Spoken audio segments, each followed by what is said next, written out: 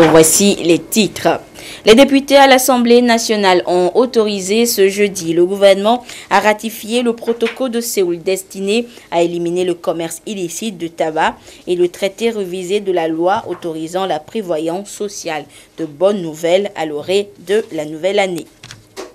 Et puis la commission électorale nationale libérienne l'a annoncé ce soir. George Weah est le nouveau président du Libéria.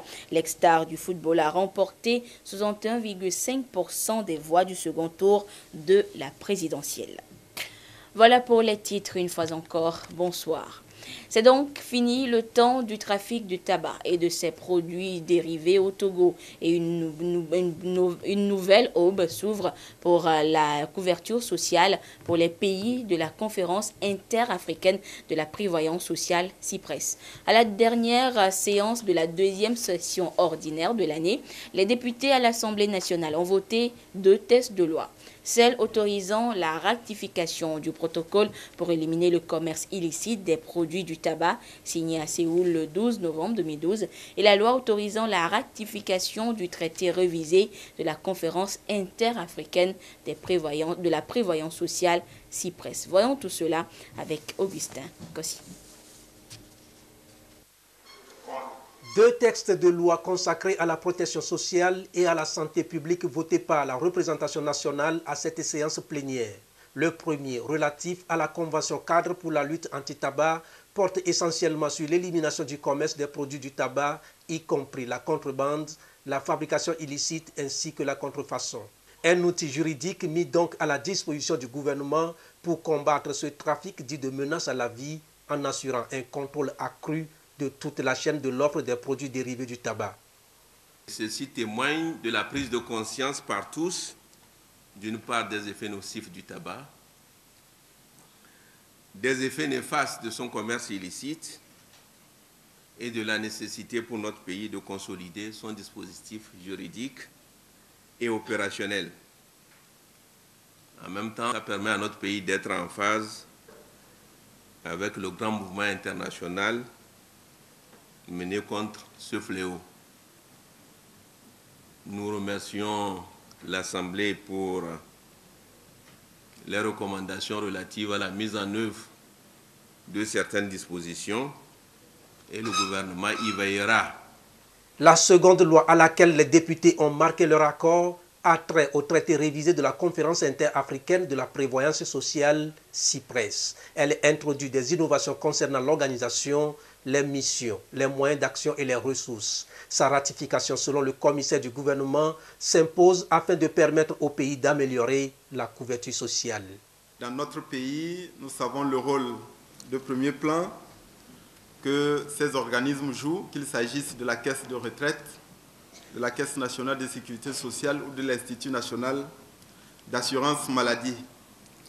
Nous allons, une fois que le traité révisé est entré en vigueur, continuer à apporter la contribution de notre pays afin que les organismes de prévoyance sociale soient mieux gérés et répondent aux aspirations et aux attentes des affiliés et de l'ensemble de la population.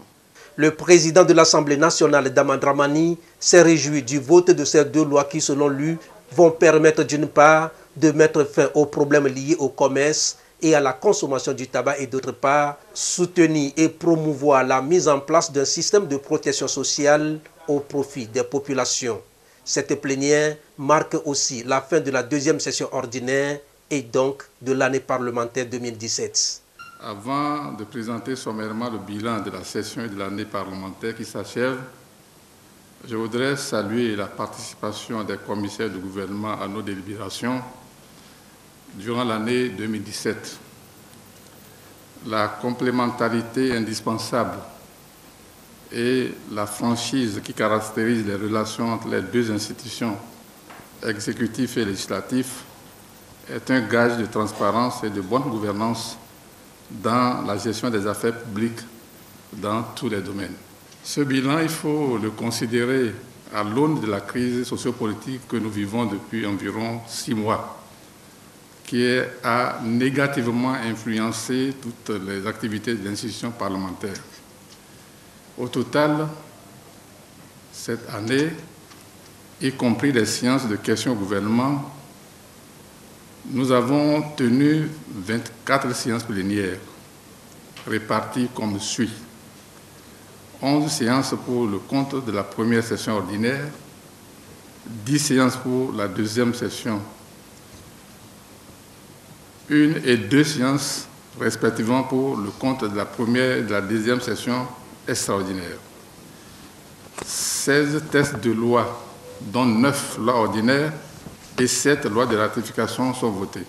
En marge de l'adoption des projets de loi, l'Assemblée nationale a eu l'opportunité d'organiser au cours de l'année des séminaires et ateliers avec l'aide de ses partenaires techniques. Avant de lever la séance, le président de l'Assemblée nationale a formulé des vœux de nouvel an à l'ensemble des élus, aux fonctionnaires et aux partenaires de l'institution.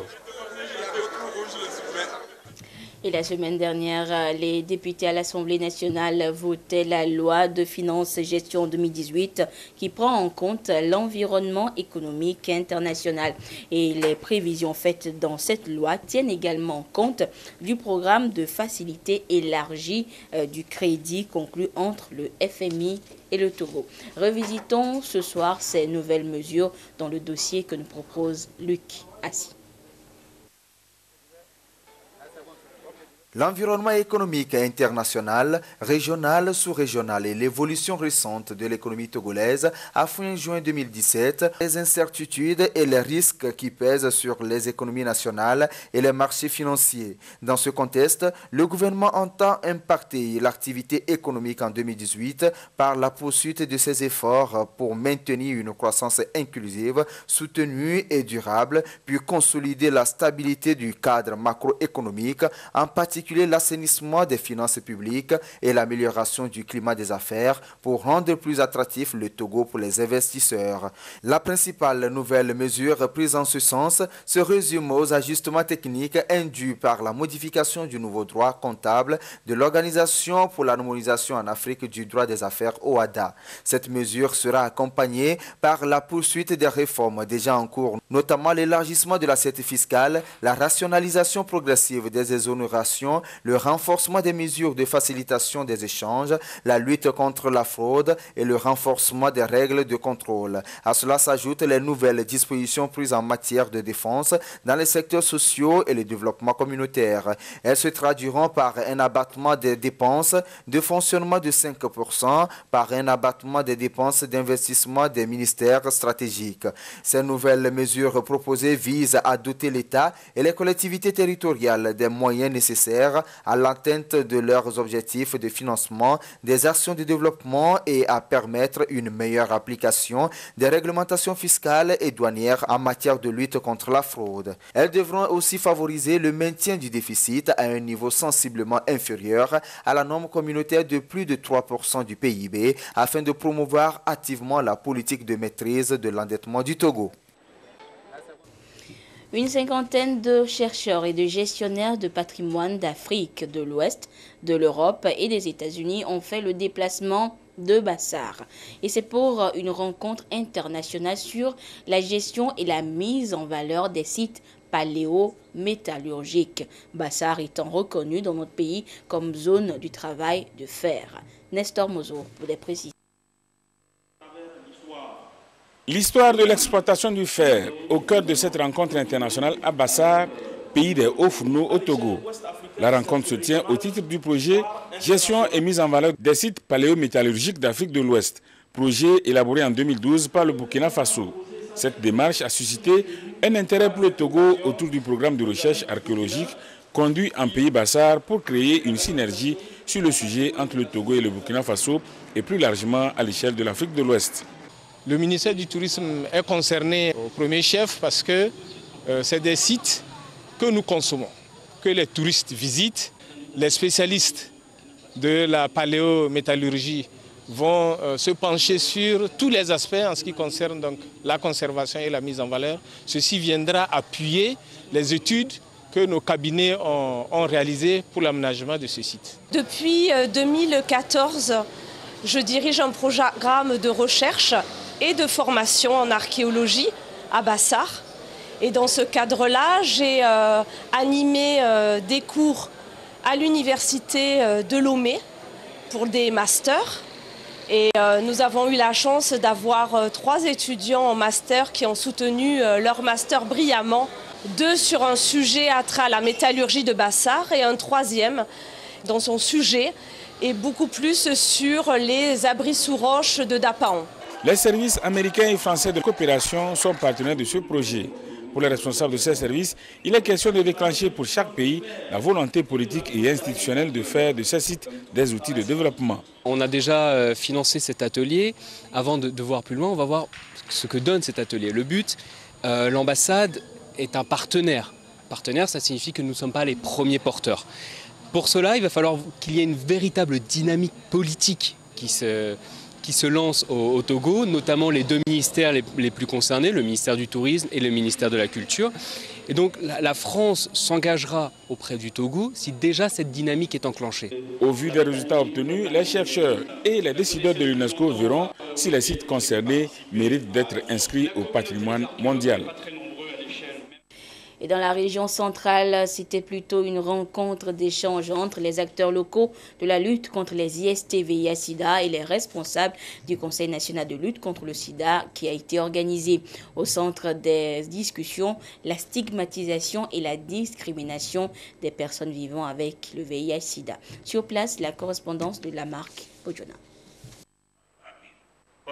La question de stigmatisation et de discrimination a fait l'objet d'une rencontre d'échange à Blita pour le compte de la région centrale.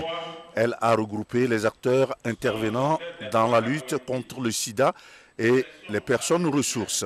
À l'actif du Conseil national de lutte contre le sida, CNLS, et de ses partenaires, cette rencontre a permis d'échanger sur les droits humains et la loi portant sur la protection des personnes vivant avec le VIH-Sida. Nous sommes ici pour dire aux personnes ressources qui ont pris part à cette réunion qu'il y a une loi, la loi du 31 décembre 2010, qui a énuméré un certain nombre de comportements discriminatoires et qui les a réprimés.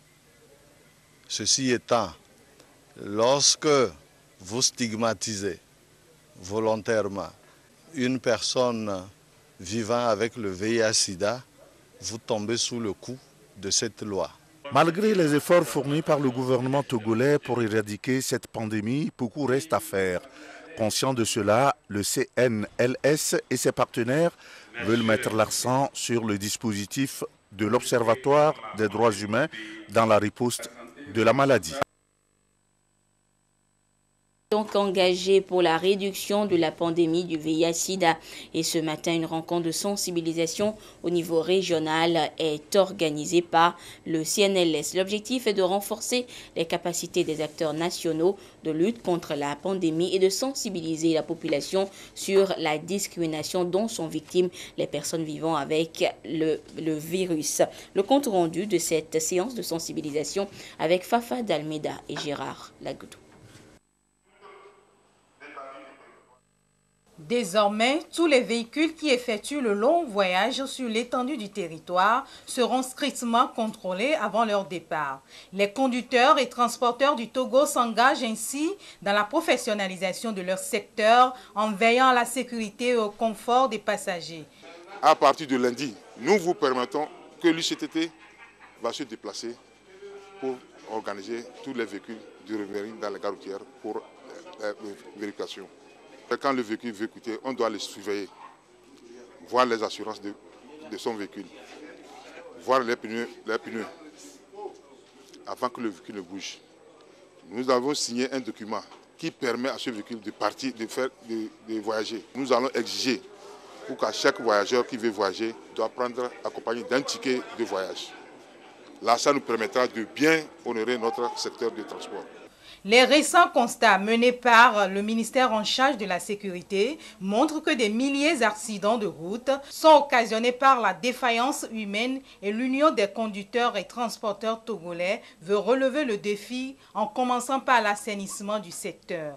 Les premiers responsables de l'UCTT se sont réjouis de nouvelles infrastructures routières mises en place par le gouvernement et promettent de sensibiliser leurs pairs au respect des règles régissant le métier pour faire de ce secteur un levier de développement économique. Vous aurez donc compris, vous venez plutôt de suivre le lancement des activités de l'Union des conducteurs et transporteurs togolais, des transporteurs qui s'engagent à assurer la sécurité de leurs passagers.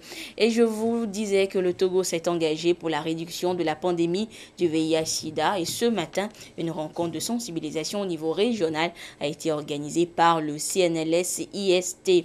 L'objectif est de renforcer les capacités des acteurs nationaux de lutte contre la pandémie et de sensibiliser la population sur la discrimination dont sont victimes les personnes vivant avec le virus. Le compte rendu avec Fafa Dalmeda et Gérard Lagoudou.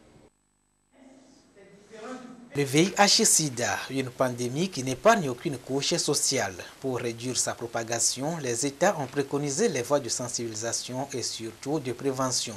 D'où cette rencontre du Conseil national de lutte contre le sida et les infections sexuellement transmissibles sur la non-stigmatisation et les droits humains dans les 6 régions sanitaires du Togo. À Lomé, l'initiative a rassemblé des acteurs des services de santé, des magistrats, des officiers de police et de gendarmerie, des agents de la préfecture ainsi que des leaders d'opinion sur les facteurs imposés par la société dans le but d'éloigner ou d'exclure les personnes vivant avec le VIH-Sida. Les personnes vivant avec le VIH sont toujours victimes de discrimination.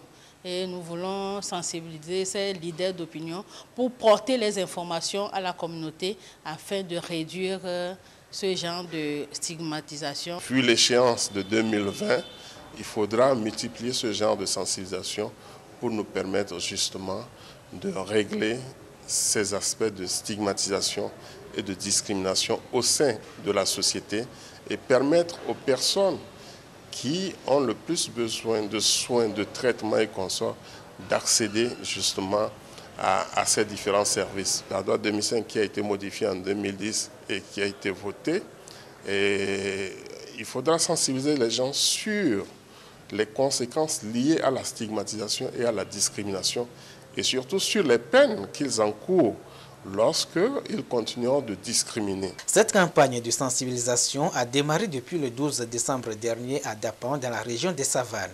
L'étape de Lomé commune, tenue ce 28 décembre, constitue la phase finale de cette tournée. Et puis cette information pour poursuivre ce journal, l'Office central de répression du trafic illicite des drogues et du blanchiment, en collaboration avec le commissariat des douanes et droits indirects, a démantelé un réseau de fabrication de vinaigre frelaté dans la ville de Lomé. Au total, 960 bouteilles de vinaigre, un fût de 250 litres, 3 bidons d'acide acétique et plusieurs dizaines de litres chacun. Des étiquettes et matériels d'embouteillage ont été donc saisis auprès de M. Toglo Komitran, 8 ans, demeurant à Akato. Les produits ont été saisis sur le marché et selon l'Office central de répression du trafic illicite, ces produits sont nuisibles à la santé humaine. Vigilance encore une fois en cette période de fête de fin d'année. Les droits de l'homme impliquent le respect de la femme et de sa dignité, mais il est constaté que cette règle est négligée ou même non appliquée dans nos communautés, surtout lorsqu'on parle de rites de veuvage. Et pour permettre à la femme de jouir pleinement de ses droits, l'ONG Alafia s'intéresse spécialement à la situation de la veuve en lien avec les pratiques de veuvage. Une séance de sensibilisation pour l'éradication de ces pratiques a été organisée ce matin. Le compte rendu avec Serge Taston et Ramdan Bassina. Au sein de communautés au Togo, le décès d'un conjoint ou d'une conjointe oblige le veuf ou la veuve à se soumettre à des rites de veuvage. Aujourd'hui, ces différentes pratiques sont jugées inadaptées dans la mesure où la plupart d'elles sont humiliantes, dégradantes et portent atteinte à la dignité de la personne humaine. La femme est la première victime. L'ONG Alafia, depuis 17 ans, s'est engagée dans la lutte contre ce phénomène. Ici à Néro, dans les lacs, ce processus prend corps et donne un nouveau départ à la femme. On peut la faire agenouiller sur des tessons de bouteilles. Si elle fait aïe, donc c'est elle qui a tué le mari. On peut la faire inhaler du piment. Si elle fait tching, donc c'est elle qui a tué le mari. Elle peut aussi, elle doit à la fin des cérémonies, par exemple, aller contracter des rapports sexuels avec un inconnu. Il y a aussi le lévira. Le premier fils du défunt peut prendre sa marâtre en mariage. On a eu à faire des plaidoyers à l'endroit de la chefferie traditionnelle dans presque toutes les localités des lacs, suivant leurs mœurs, leurs coutumes, leurs clans. Ils ont fait des cérémonies pour alléger ces pratiques-là, bien que leurs us et coutumes qui sont dignes demeurent. Dans ces efforts de lutte contre ces pratiques, le gouvernement s'est impliqué activement en donnant la possibilité à la femme de se soumettre ou non au rite de veuvage selon le nouveau code des personnes et de la famille de 2012. Aujourd'hui, c'est l'ensemble des chefs coutumiers et traditionnels d'Anéro qui marquent leur adhésion à ce projet que porte l'ONG Alafia. Nous avons adhéré à l'idée d'aller à diminuer tant soit peu le contenu de ces pratiques. C'est un premier pas. Le deuxième pas que nous allons poser ira dans le sens de voir de quelle manière protéger la veuve et l'orphelin. Nous allons engager un nouveau plan pour que la veuve, une fois son mari parti, ne se retrouve pas dans la rue, démunie et dénouée de tout bien pour la conduite des enfants, pour élever les enfants. Depuis son implication dans l'éradication des pratiques coutumières de veuvage au Togo, l'ONG Alafia a pu toucher plus de 100 villages sur toute l'étendue du territoire national avec le soutien de l'ambassade des États-Unis d'Amérique au Togo. Sur cette bâche, chacun marque par une signature son adhésion et sa volonté à mettre fin aux pratiques néfastes de veuvage sur la femme. Les fidèles catholiques des plateaux Est pour le compte du diocèse d'Atakpamé étaient en pèlerinage à Ayomé pour la 45e fois consécutive. Ils ont témoigné leur foi en Dieu en se rendant dans ce lieu. Ce pèlerinage a été marqué par des moments de recueillement pour rendre grâce au Seigneur. Un rendez-vous annuel marqué également par une messe d'action de grâce présidée par Monseigneur Nicodème Bariga, évêque d'Atakpamé. Le compte rendu avec Silver Abdou. Ils ont massivement fait le déplacement d'Ayomé pour le pèlerinage diocésain, les fidèles catholiques des plateaux Est. Ces pèlerins se sont donc retrouvés sur le site baptisé la grotte de la Vierge Marie pour prier et rendre grâce à Dieu.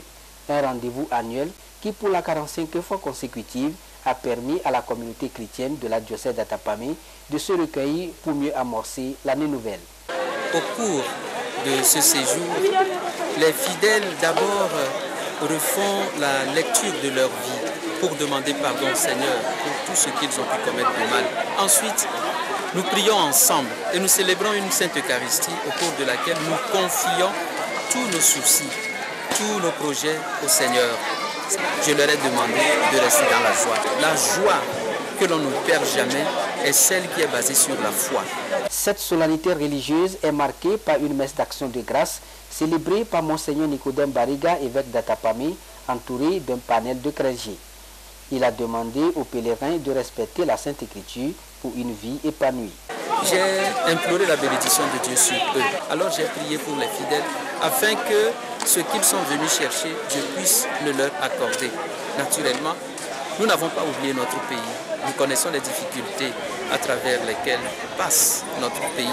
Nous l'avons porté également devant le Seigneur afin que sa grâce touche le cœur de chacun et que, laissant de côté ce qui nous divise, chacun puisse travailler à son unité, à son développement, à sa cohésion. Le prélat a convié toute la communauté chrétienne à redoubler d'efforts dans leurs prières pour que la thématique de l'année reflète dans leur vie.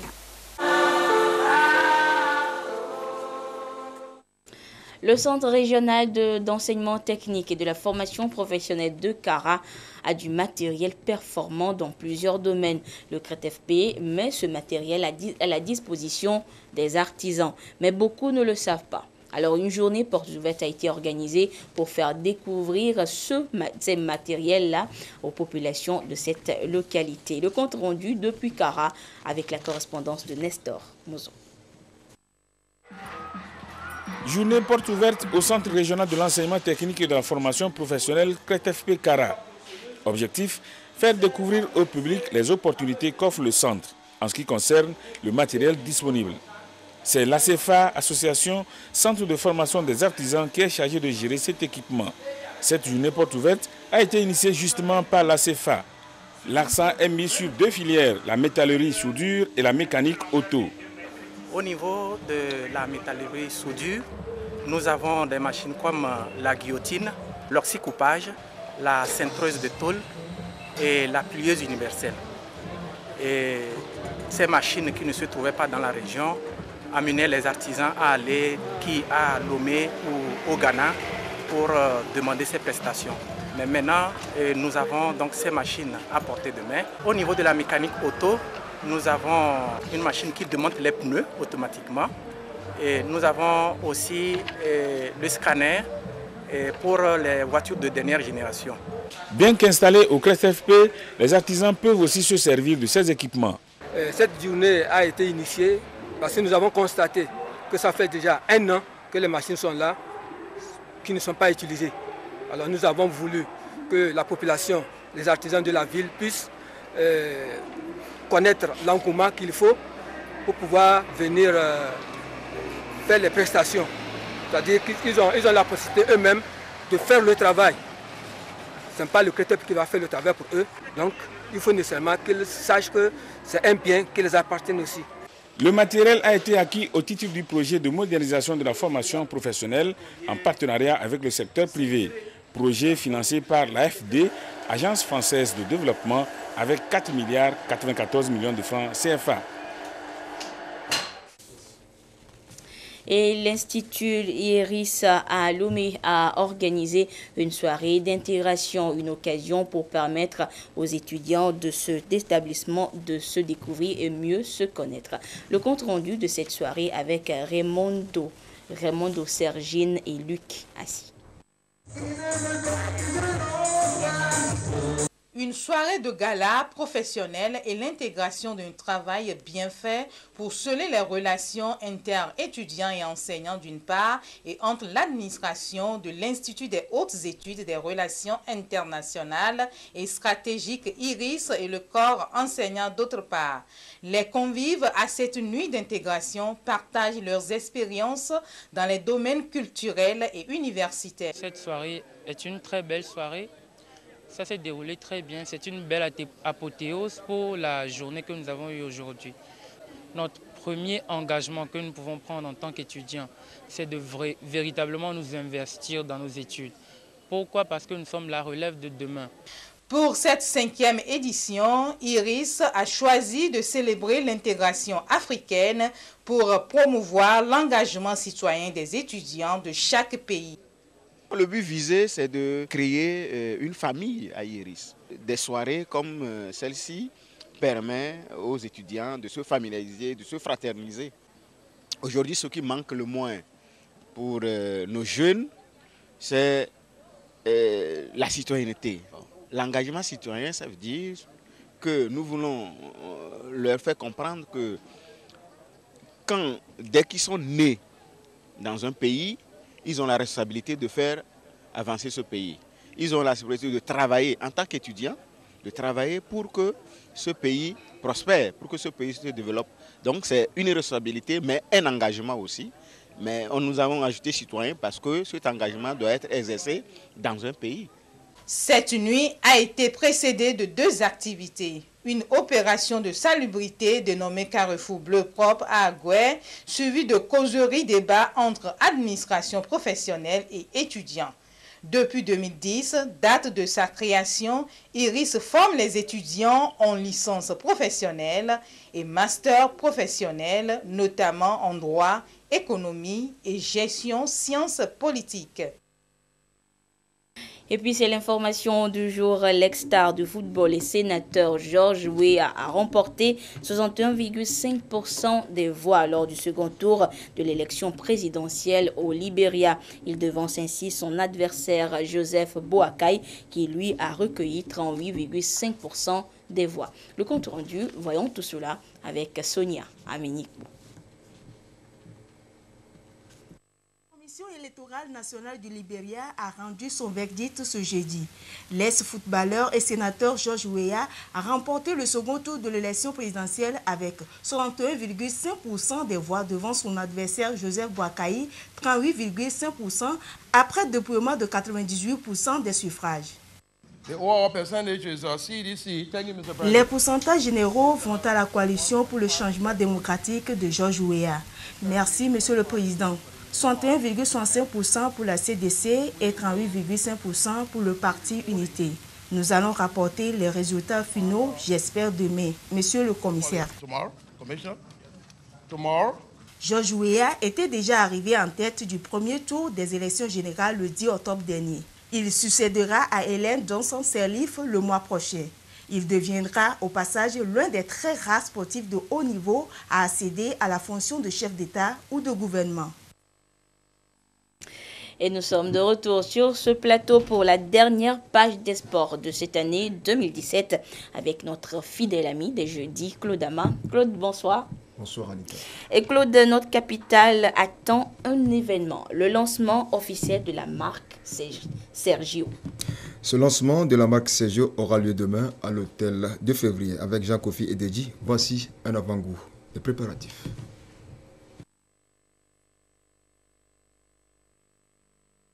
L'équipementier Sergio crée l'événement en cette fin d'année 2017. Le lancement officiel de la marque Sergio. Celui-là qui est habillé et qui continue d'habiller les sportifs tant sur le plan national qu'international et qui est accrédité depuis un an, fait sa sortie officielle.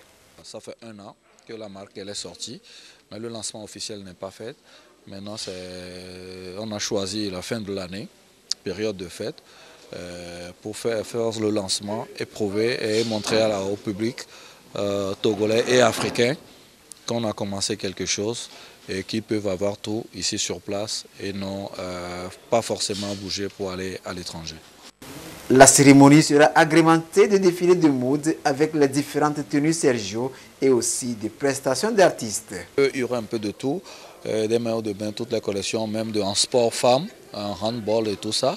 Et après, il y aura aussi football, tennis, basketball. Et il y aura les sacs de voyage, les sacs à dos, les casquettes, tout ce dont on a besoin pour faire du sport, pour voyager. Même les trolleys, valises de voyage, tout est prévu. Et on va présenter tous ces produits-là au public togolais demain. Pas mal d'artistes qui sont invités, en l'occurrence Dieudonné Villa, Senza, Mirlenda et pour le club de la soirée, le groupe, le grand et le mythique groupe Toufan. La soirée de lancement de la marque Sergio, c'est ce vendredi à partir de 20 h dans la salle Fazao de l'hôtel de février à Lomé.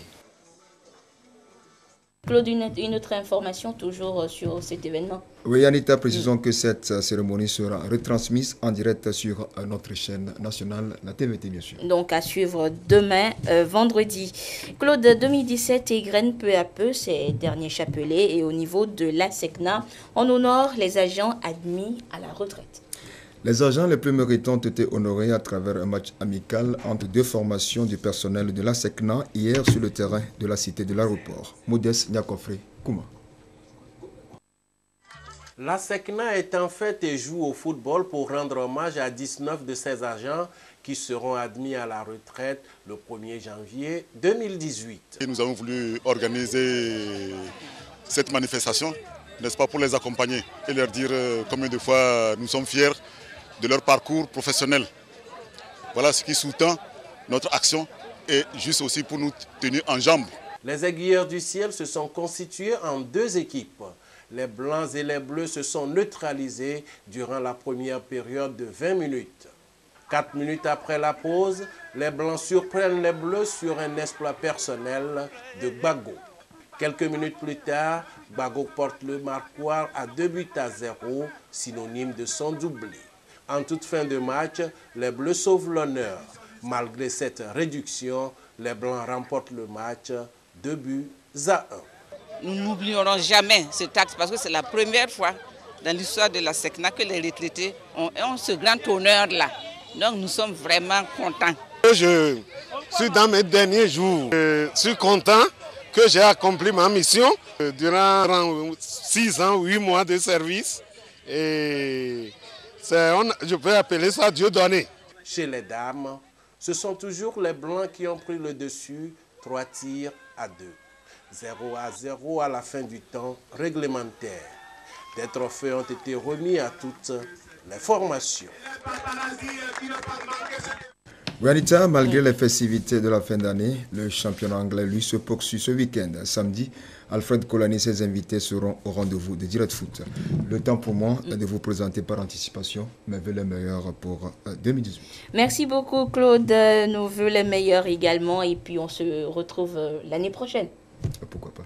Merci beaucoup. Et direction maintenant le stade de Dapaon qui était noir de monde pour un grand concert sur la citoyenneté. Un grand rendez-vous de divertissement organisé conjointement par le ministère en charge de la jeunesse et celui de la formation civique pour sensibiliser davantage les jeunes sur les valeurs citoyennes. Le compte rendu de ce concert avec Désiré Aloy.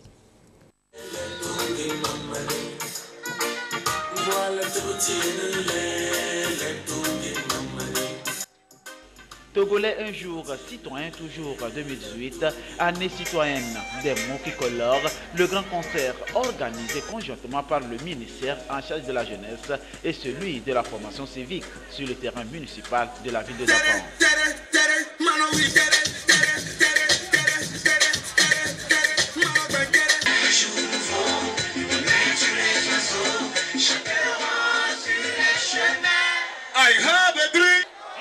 Un concert pour amener les jeunes à adhérer au principe de la clôture de la paix, fondement de toute action de développement.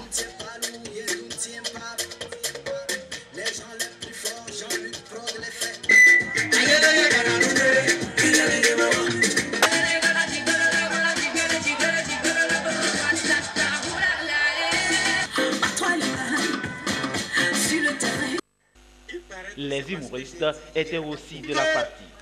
Être chauve, c'est signe de richesse. Vous savez combien de chauves pauvres j'ai déjà vu? La fête était belle aussi avec des artistes locaux qui ont ouvert le concert.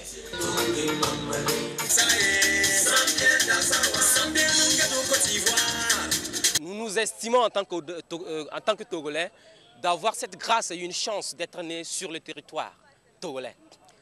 Et nous le sommes pour toujours, dignes de l'être et fiers d'être Togolais. Au sorti de ce spectacle, je me trouve être comblé. Serrons-nous les mains pour que l'avenir soit meilleur. La soirée était très agréable. Vu le message qui a été lancé, les jeunes vraiment sont conscients aujourd'hui que sans la citoyenneté, on ne peut rien. Une soirée comme un canal pour contribuer à promouvoir l'épanouissement des jeunes. Le concert que nous organisons aujourd'hui, c'est juste une occasion qui nous permet de rassembler un nombre important de jeunes. Nous voulons une jeunesse épanouie, aussi bien dans tout le Togo qu'à Dapaon.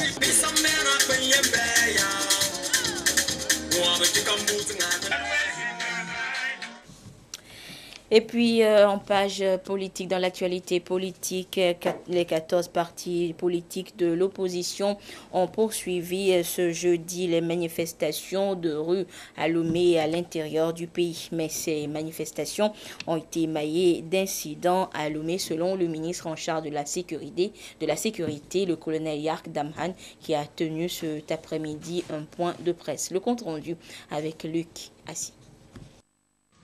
Deuxième jour des manifestations dites pacifiques des 14 partis politiques de la coalition de l'opposition.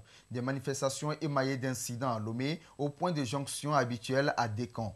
Face aux professionnels des médias nationaux et internationaux, le ministre de la Sécurité et de la Protection civile, Yark Damhan, fait le point. Le vendredi passé, nous nous sommes retrouvés au ministère de l'administration territoriale où nous avons eu à échanger avec une délégation de la coalition, représentée par M. Antoine Folly et Jean Kissi. Il n'était pas question de faire un meeting à Dekon. Comme vous avez l'habitude de le faire, vous marchez, vous arrivez, vous traversez Dekon pour aller à la plage. Et il nous a dit qu'il a pris bonne note.